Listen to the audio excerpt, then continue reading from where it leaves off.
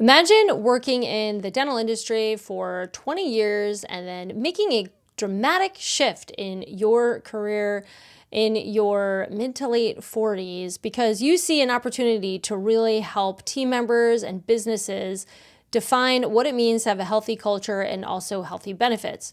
Well, that is what my guest, Emily Stellflug, has done. And Emily and I met just a few months ago at Women in DSO, and we have a really funny story that I start the episode with. But Emily is definitely a kindred spirit. This woman speaks my language, and she also talks about something in the industry that I honestly have not talked to many people about, if at all, since I've been on these dental streets, and that is benefits, like healthcare benefits, and how you're actually negotiating your rates and making changes so that you can serve your team much better, but also protecting you as a business, because there is so much nowadays when it comes to laws and compliance and things like that that can actually get you in quite a bit of trouble, unbeknownst to me and probably you. There's a lot going on in the healthcare and insurance space, as some of us are just generally aware of, but do you know how it's actually affecting you and your business?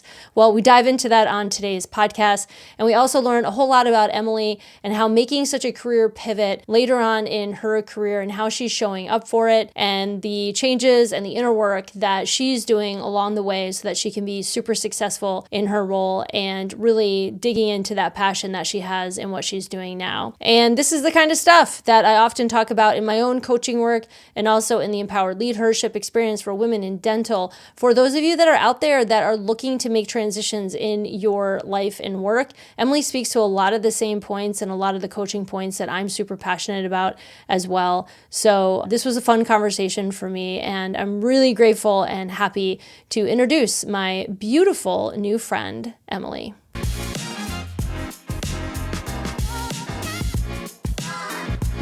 I'm excited to have this conversation with you, and I'm so glad for our budding friendship that has been building since we met in March of just this year at Women in DSO. That was my first Women in DSO, and I can officially describe myself as overstimulated, like deer in the headlights, taking it all in. And so anyways, but it bonded us because there was groveling. And then there was some real connection to be had. But I will say that whole experience is incredibly overstimulating, and I feel you the entire time I'm there. I feel like whenever I'm in Vegas at those, I don't even know what you call them, they certainly don't feel like resorts, compounds. I feel like I'm just trapped inside the world's most overstimulating airport, and you just can't get out. It's not ideal for someone like me and my nervous system, and also being sober. But here we are. So you're up to some really cool stuff, and I loved having the conversation with you because I don't meet a whole lot of people like you in the dental industry because you specialize in benefits. And I've been having a lot of conversations lately on this podcast about compliance and really paying attention to the details and the stuff most people overlook that can get you in a world of trouble legally, financially, all of those things. And as dentistry continues to push the envelope with acquiring more practices and more team members, and things are just getting bigger and bigger and bigger, there's so much that needs to be paid attention to just to protect the business and to protect your people and to protect you as leaders. And there's a lot of compliance and nuance in the world of benefits, which most people don't think about. Mm-hmm. So let's start there. What you got? Yeah, I think, when we talk about benefits, people understand like ACA. The ACA has been around for a while now. People understand minimum, affordable coverage. They understand you have to offer benefits over a certain number of employees and the reporting around that. And that's pretty well worn now for most HR departments. What is kind of new and exciting in the benefits front is legislation that passed in 2021. And the acronym is CAA, but it stands for the Consolidated Appropriations Act. And what that did, it's kind of industry changing, but it's not well understood or fully adopted yet by most companies. So what it did was copied the kind of chassis on which the Pension Plan Protection Act was written back in like 2006. And what that did is it said, if you offer a pension plan, you as the sponsor are the fiduciary on that plan. So you're accountable to your employees for how you manage those resources. And so everyone knows that, right? 401ks are widely regulated. If you offer a plan, you've got committees and you've got documentation and you're monitoring your funds. And so now that exact same mindset needs to come to the employee benefit space. And why that's changing the marketplace is because benefits are famous for a lack of transparency, right? So if you're collecting money from your employee for premium, let's say they're paying out of their paycheck, a couple $100, and you're paying a premium to the provider, to the insurance for, $400 or $500 an employee, maybe more. Where are those premium dollars spent? There's previously been no line of sight into how much of that goes to admin, how much of that goes to pharmacy, how much of that goes to actually paying claims. And so when you dig into that, you find that some of the biggest companies in the country, the Bucas, Blue Cross, United, Cigna, Aetna, they're also the wealthiest, and so where do they get their profits? Right? From your premium dollar. And there was no way to really get in there into the nitty gritty, and they didn't legally have to disclose any of that to their insured. And in addition, you have another layer, which is the broker layer, right? Which should be help guiding you and should be offering a valuable service, but they get paid as well. And up till now, that compensation was fully hidden. Like people had no idea how much the brokers were making off of every line of coverage. So it's really changing things, and it's giving a lot more power to buyers of insurance. And it's encouraging plan designs where you have full transparency into data. And so I think it's interesting that the government could not successfully legislate the insurance companies. They're too big. They've got too much power, too much money. So they're like, hey, employers, this is now your responsibility. So legally, as an employer, so you offer a plan, you are legally required to get a broker compensation disclosure from your broker. So they might not offer it willingly. They haven't been used to sharing it, right? But if you don't have that documented, if you don't have your whole process documented, then you now are at liability of getting sued by your employees. So because this is in this new phase of rollout and a lot of companies aren't fully immersed in the governance, in the data, in the committee, really having that fleshed out, there hasn't been a lot of class action lawsuits yet, but that's kind of the next step. It's kind of where this headed. That's what happened with the Pension Plan Protection Act as well. I'm really passionate about mitigating risk for my clients, right? That's what insurance is supposed to do. And so compliance is a huge piece of that, especially along education, helping them have the tools, give them the structure that they can build their own process on. And it's not just like check the box, we're not going to get sued, but it's also now you actually can provide better benefits. Now you can contain the rising premium costs. Now you can actually help your employees get better care, which is really why I got into this business in the first place. And so that's kind of the upside of sometimes red tape and legislation. It's like, ugh, what a pain. But if you really lean into it and you really embrace it, it's going to transform your whole benefits environment, which is kind of exciting because I think benefits are a pain point for any large business. They're your second highest line item under your staff salaries, and you feel out of control with it. And so I just want people to know you have a measure of control. We can help you get a line of sight into where this money is going and really try to protect that risk and protect your team. What are some of the biggest, mistakes employers make when it comes to compliance? Yeah, I think with specifically around the Consolidated Appropriations Act, it's not having a documented process for here's how we procure our benefits. Here are the vendors that we shopped. Let's get that documentation. They are not getting data that's actionable for them. And that's not really their fault because the data has to come through people like me. And so they're not maybe putting to task their benefit advisors and their benefit consultants to say, I need your written disclosure for your compensation on every line of coverage. They're not asking for it. And so brokers may or may not give it. And I think employers think that, that's kind of their prerogative. And then not having that process documented so that if an employee, again, all of this is to mitigate risk, right? So if an employee says, you've been raising up my premiums, I'm paying $1,000+ out of my paycheck to insure my family. Are you getting the best benefits possible for us? You've got to have in writing, yes, and here's how, and here's why, and here's how we did that. And now, they don't have a leg to stand on, right? And so that's where you want to get to. So I think, a lot of times I've worked with larger groups that are sophisticated, they're right there on the cusp. There is that man, to optimize this, to get that next level of transparency and cost savings, it's going to be a disruption. That feels scary. That change feels scary. I just want to encourage people to, it's worth it.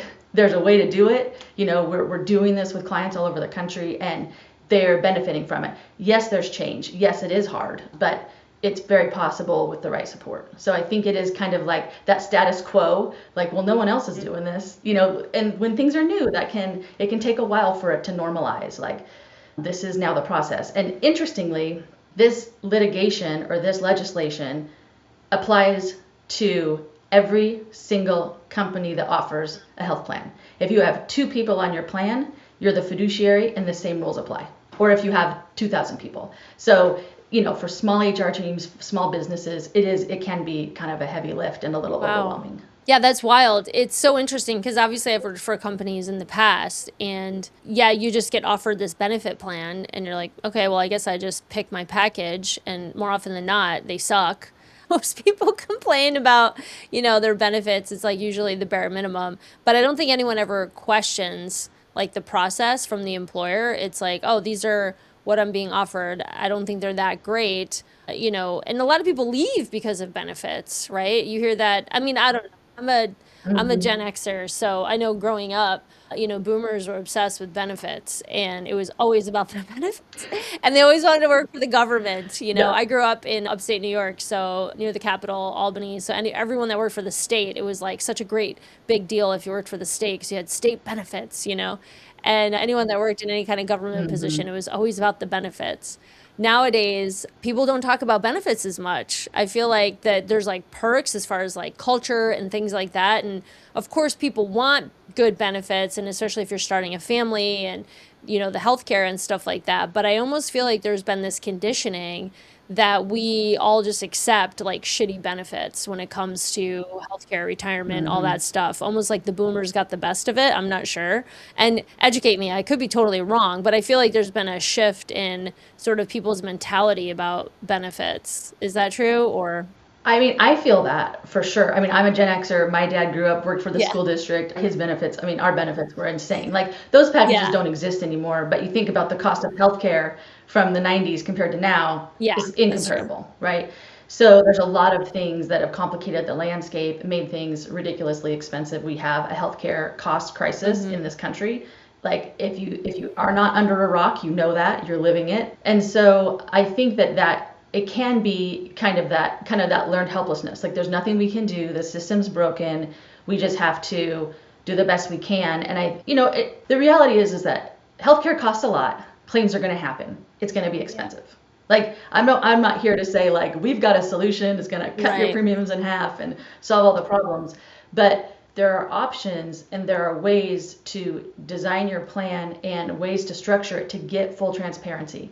And then once you have transparency into where this money goes, then you can make data-driven decisions to get better quality of care at lower costs, right? We're still working in the system, so it's not ideal, but I mean, I just here's an example of something, if let's say you need a knee surgery, right? There's no way for you to call hospital Good Samaritan, I need a knee surgery, how much does it cost, right? So as a consumer, there's no way for you to compare costs. That information is completely hidden from you. But as a employee benefits advisor within these systems that are really well crafted, then we can help people find cost of care that's the lowest for them with providers that have the highest and the best outcomes. Right? We have vendors that help us find that. And sometimes the cheapest way to get a procedure is to pay cash, right? So instead of having your insurance process the claim, the company, your plan sponsor, your employer, pays for that. And sometimes you can save 50% from instead of having the insurance pay. So when you get into these larger groups, you have those kind of options. So now as a person, as an employee, I need a surgery. That's scary. I have help navigating it. I have someone I can trust and someone who is advocating for the lowest cost of care with the best outcome for me as an employee. And so when I talk to employer groups, this is kind of the bridge between my background and what I do now. And this is what I'm really passionate about, is recruiting and retaining top talent. And because I have my background is HR and dental operations, I understand dental teams. I understand, the diverse population. I understand how much they earn and their lifestyles and what's important to them. And so, if you have a culture of people first, but you have benefits that are hard to access and unaffordable, there's a conflict there. And that's the thing that I like to focus on as well. Benefits are its own animal, but the way they operate within your culture and your company, the tool that it can be, or to your point, the reason that people can be coaxed away from you could be better benefits, right? So all of that goes into these decisions and designing how you want your benefits to function within your team and how you can, use it either emphasizes your culture or it contradicts your culture. It's not inert, it's active, it's dynamic. And that's exciting to me because I love the idea of your team feeling supported, of your team feeling, you're saying you care about me and you actually are helping me and my family afford healthcare. Not to mention, this is my favorite soapbox, but if you want positive business outcomes, right, which is what we all do, we're running businesses, right? You want higher top line, lower expenses. Your workforce is the key to that. It's how efficient are they? How motivated are they? How dedicated are they? How healthy are they? Call outs kill production, And so when you have an unhealthy workforce that doesn't have the benefits they can afford or that are accessible, or maybe you don't have a good wellness program in place to educate people and help them invest in their own health, you get more call outs. Right? You get more temps, you get lower production, you get more unhappy dentists, you get more unhappy patients. And so there's not one part of this that it does not affect practices, whether you're small or whether, you've got 100 locations. It's the same type of system, and your team allows production. It creates production and it can heavily impact productivity and profitability. And so let's give them the support they need to do their best work. Yeah, I love what you're saying. And yeah, the call outs are huge, right? When people aren't living a healthy lifestyle or just even energetically, people just are low energy all day, brain fog, whatever. It can lead to all different types of things when it comes to performance. Hey, I just want to pop in on today's episode and talk to you about this new GPT I wrote called Boundary Boss GPT. And it's for those moments where you've said yes to something and immediately felt that pit in your stomach, or maybe you've now written 5 drafts of an email because you're trying not to sound mean, even though you're exhausted and you swear you've said this thing so many times to the same person, or you're kind of sick and tired of staying late, taking it on, smoothing things over, and wonder why you're the one that's always burning out. A lot of the conversations that I have on this podcast, we often hear about people hitting these walls of burnout and oftentimes not even knowing what to say. So that's why I built Boundary Boss GPT. It's kind of like having me in your pocket when you're about to respond to a text, email, or team issue, and you just don't know what to say because your people-pleasing brain is completely hijacking you. This is going to help you have clarity, confidence, and self-respect without the guilt, over-explaining, or the drama. Go ahead and grab it in the show notes below. It's totally free, and you're going to love it. Okay, now back to this awesome conversation. I know you like to speak a lot about culture and creating really great cultures. What are some other great ideas when it comes to quote unquote benefits to help build a great culture that you've seen over the years? I think wellness programs can be really powerful. I think they can educate people on how to take good care of themselves. We can't take for granted that people have this information. And then giving them kind of the incentives, giving them the kind of make it gamify it for them. I think those things are really fun. And then, something else that came along with the CAA, the Consolidated Appropriations Act, is a piece of it called mental health parity. And so what that means is mental health services need to be accessible and offered along with your healthcare at an affordable and very accessible rate. So, there are things like employee assistance programs where if you just try to get an appointment with a mental health professional, you have a high deductible, you might be paying out of pocket for those things. It could be very unaffordable. And so really making sure that your team is aware of the resources at their disposal. Right? So that comes to enrollment solutions, education solutions. How do we, if you're a company that has designed this robust and very generous benefits package and wellness program, it doesn't do any good sitting on a shelf. Right? So really when you're recruiting, how can we educate on that? What can we put on your jobs page that brags about how you take care of your employees? Those things can be really attractive and really align with culture. And then as people are enrolling, do you have experts for them to ask questions to? How do they get guided to the right solutions for them and know, okay, I got this employee assistance program. How do I access it and what does it give me? And making sure that, which, when you're talking, some of these larger DSOs and DPOs, hundreds of employees across the country, maybe thousands, that's a big challenge for HR teams that are already very, very overloaded most of the time. And so when groups I talk to, that's a big piece of a partnership I really like to focus on is how can I, having kind of been in your shoes, how can I help solve for these communication pain points? And let's get creative and let's invest in some technology that can help you sing the praises of this and then get it into action. And again, when people use healthcare at the preventative level,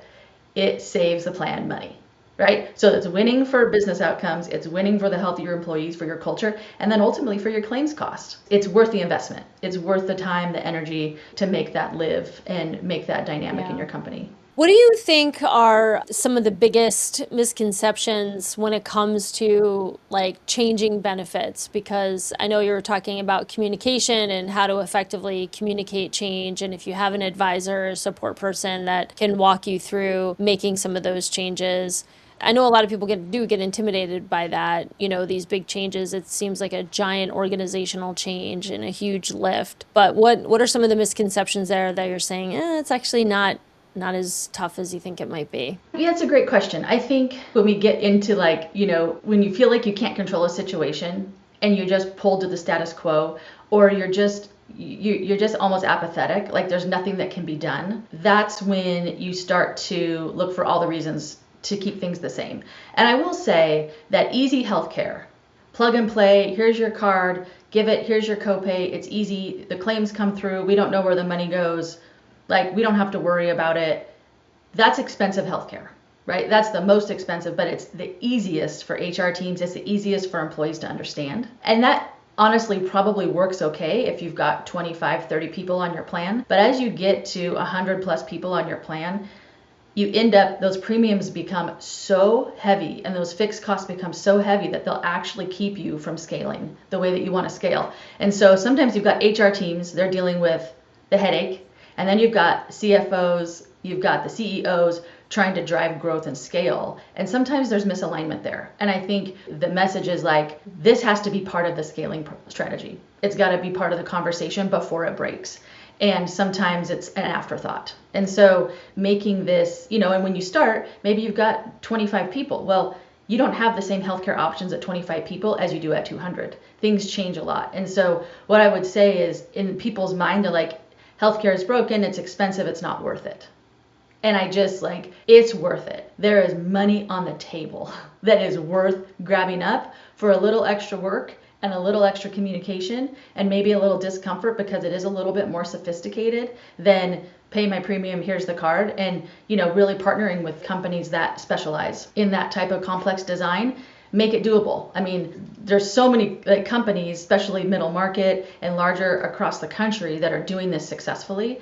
And so if they can do it, you can do it. That's the message. This gets done. We do this every day, but you've got to have a little appetite and can't be apathetic and you can't be, there's nothing I can do, right? And those misconceptions will keep you stuck in something that will ultimately cause massive issues on, what we all care about, right? Which is, what does EBITDA look like? And I think that ends up And then it's like, uh-oh, now it's broken. What do we do? And so if we can get ahead of it, even better. Then you don't have, years of wasted resources potentially. Yeah, I feel like so many companies like set their plans or, their benefit packages and they kind of set it and forget it. I mean, there's always the renewal and things like that, but yeah, it feels kind of overwhelming to make those big changes. So I'm glad you're talking about this because it's a thing, right? It's a heavy lift to do, but it's also very doable, like you're saying, especially when you have support. And as you're saying that, I don't know, I'm just drawing the parallels even with your own life, right? You started over in your career here in your mid to late 40s, we'll say. And That's yeah, and kind. it's Thank you. almost like it's kind of the same thing, like you're like this reset for something that just fits you better when you have greater alignment with it and it makes more sense to you. So not only are you talking about this, but you're actually kind of living it in a different, slightly different context with the same sort of philosophy. So tell me a little bit about that. What prompted the big shift for you in your career in just over the last couple of years? Yeah, no, I like that parallel actually. I hadn't thought about that before. That's very good. So I have been starting growing dental practices since I was, early 20s and really enjoyed it. I love the systems. I love the challenge. I love, growing the top line. I love hiring. I love coaching. And then about 10 years ago, I had worked for a doc for about 10 years and we had just built, something really special, but I had a change in my life and ended up moving, and so I ended up kind of stepping away for a few months and then I re-engaged with him as kind of a remote practice manager, right? So this is 2017. Remote practice managers were not real popular or common, but because I had started from scratch with him, I had that kind of institutional knowledge and the team was like my team that I had hired and trained. So it felt like doable. And so I did that for a long time. And then, you do the same thing for a long time and you can get a little complacent and you can get a little bit comfy in your comfort zone. And I thought about how do I scale this? Like, is it possible to scale? And I have a lot of consultant friends and a lot of really brilliant men and women who build these consulting firms and do great things. And I just didn't have an appetite for it at that scale, and it didn't spark joy for me. And so in the meantime, my husband had kind of a similar journey. He didn't work in the dental industry, but he made a change to commercial insurance for a company here in Arizona where we live and immediately fell in love with the culture. And he was like, this company is something. And so in just kind of, through him getting to know it a little bit and just learning about what is a benefits advisor, what do they do, how do they help, and I was like, I love that. I can learn it. Like, how hard can it be? Turns out much more complicated than I thought, which is probably good because then I might not have done it. I love learning something new. I love the fact that where I can help. Like, I could help this doctor that I worked for that is a dear friend and that team of 15 people and help them be their best.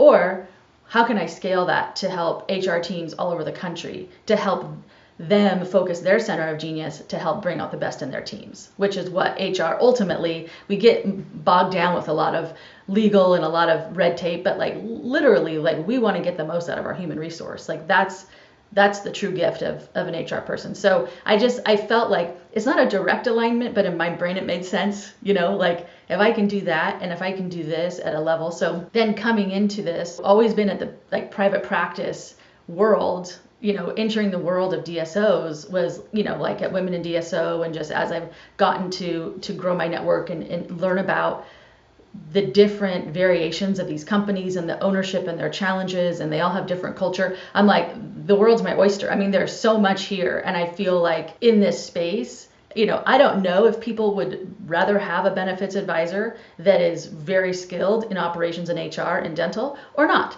But I think if I was on HR team or I was a CFO, I would like to work with someone who understood my pain and spoke my language and, was passionate about my mission. And so that's kind of my, there's a lot of people that do what I do, but in this space, it's kind of a unique thing. So that's kind of how I found my little niche into this industry. Yeah, you're exactly right. I mean, I don't see a whole lot of you floating around. That's for sure. How was it for you with making that big shift, at this stage of your career? Essentially, you're not starting over because you're still within the same industry and you're able to carry that all your knowledge and wisdom with you into this new arena. But starting, like you said, from scratch in the sense of navigating the DSO landscape and all of that. What was some of the inner work that you had to do as you navigated some of these changes after being really successful for a long time in what you were already doing?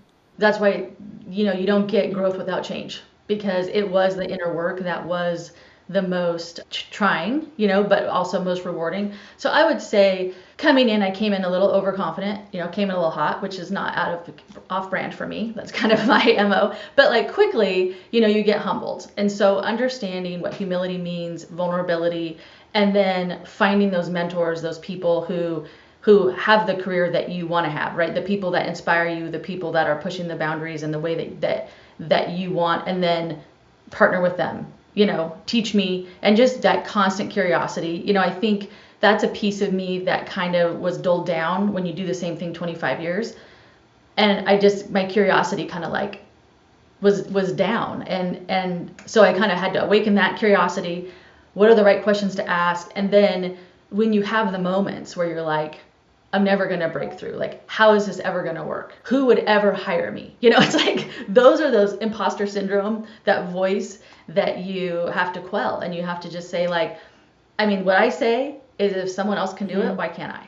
I'm not special, but I'm not worse than anyone either. So it's like, just stay humble and put your head down, and then be patient. And then when you do have failures, it's like, be thankful for them. Like, what a gift that I just learned that. And just I'm not a perfectionist on any level. So I don't have to fight that. But in my voice, I have that, like, should you already be better than this? Like, are you falling behind? Like, and so I think it is just being patient, being willing to be patient with yourself, and then have a system, like listen to the things that motivate you, whether it's about habits, whether it's about, I just kind of started taking in a lot of inputs on people that do this successfully. What does it look like? And then staying disciplined to that structure, is in those low times. It's like, what? Don't think, just do. Pick up the phone, send the message. Don't overthink it.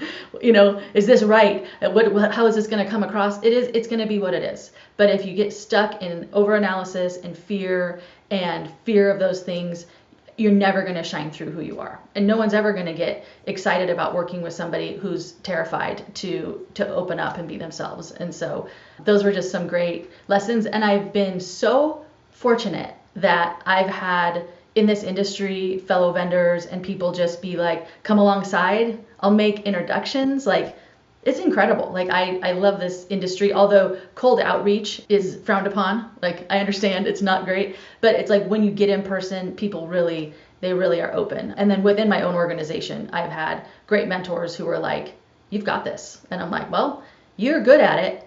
I'm going to trust you. I'm not going to trust the voice in my head. I'm going to trust actually the words that you're saying, and don't think, just do. And those are the kind of things that I'm like, I did not have to exercise these same things in my previous role. This is definitely growth on steroids for me, but it's a learning curve and it's exciting. And, at some point I'll look back and be like, I made it, I wouldn't say I'm there yet, but I'm like, I'm still in it, and I get excited about it. It's like, I don't dread it. And I feel for people who are on a career path that they dislike. And so I'm glad that I've found something that I love. Yeah, I love that so much. You're totally speaking my language. Yeah, all of that, exclamation point. And yeah, it's funny because, the New York Knicks are on my mind. I know this is going to air after they win the NBA championship, but currently we're heading into game 5, which is on Saturday, and a huge Knicks fan, born and raised. It's in my DNA. I can't help it. But after they had their historic comeback in game 4 the other night, and the interviews, I had just shared this on Instagram recently, but in the interviews, they were talking about how when they came back in for the second half, they were down nearly 30 points when they broke. At halftime, they didn't think about winning the game because that would have psyched them out too much. They just focused on closing the gap. So they were down by close to 30, and they said, let's just try to get within 15. And that's what they focused on. And they did, right? And I even remember, like, as a fan, super fan, watching it, when they were coming back on, I was like, there's no freaking way. Like, I was psyching my own self out. But then when they did get within 15, I was like, oh my God, I think we can do this. Like something happened inside of me that was like, oh, this is possible. And then obviously they came back and won by 1 point, and it was like one of the most epic games in NBA playoff history. But everything you just said is also stuff that like I had to practice when I launched my business. Was like, don't focus on like, yeah, we have our compass pointed in the direction, but if we're super focused on like the big monumental outcome, our brains actually will psych us out of it. So it's like we just have to do the next thing. And like you're saying, get up every day and we'll put one foot in front of the other and focus on that next task.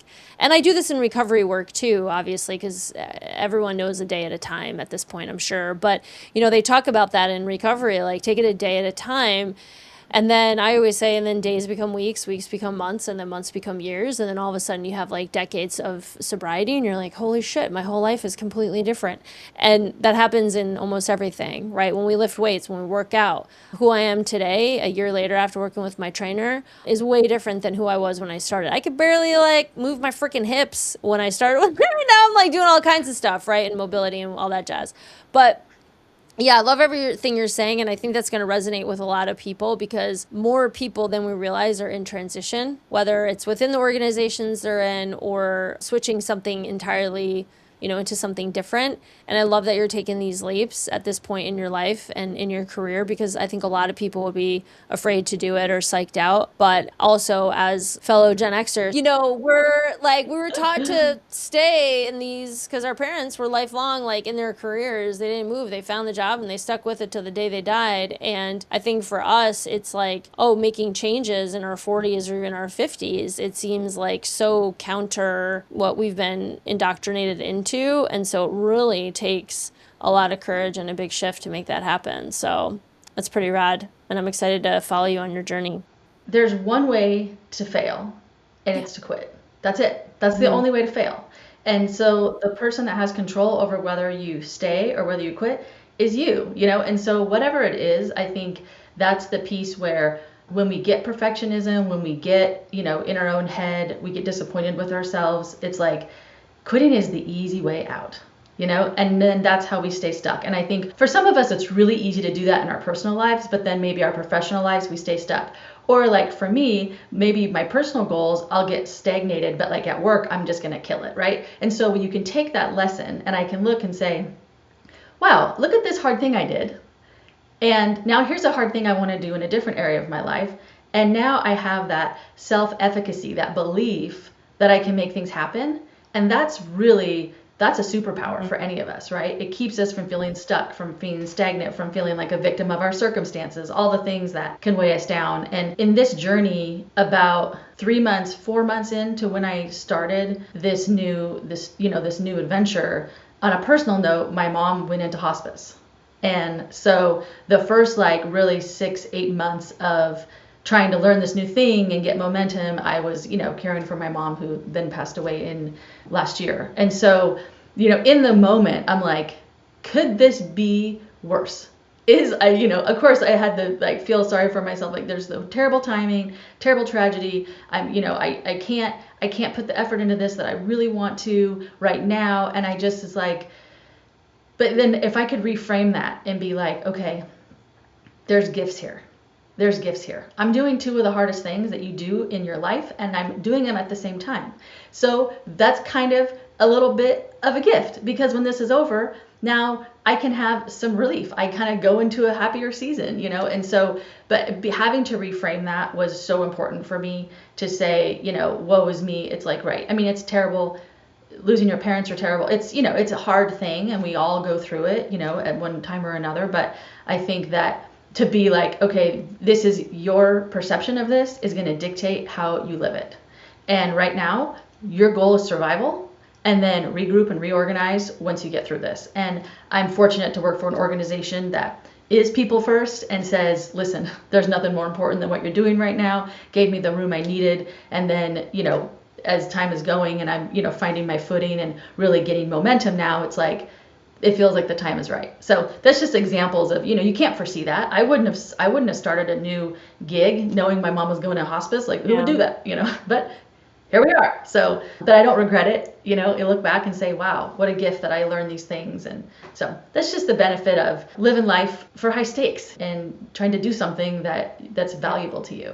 Well, Emily, you're effing awesome. You're incredible, and I'm excited to share this with everybody because you're also just a rad human, and I'm glad to have met you. So thank you so much. Thank you. And I love your story. I'm so inspired by your journey and what you're doing, and so lucky to know you. And thank you for good questions and such a fun time chatting. You just listened to the real talk of dental. If it hit, if it stung, if it made you feel just a little more human, good. That's the point.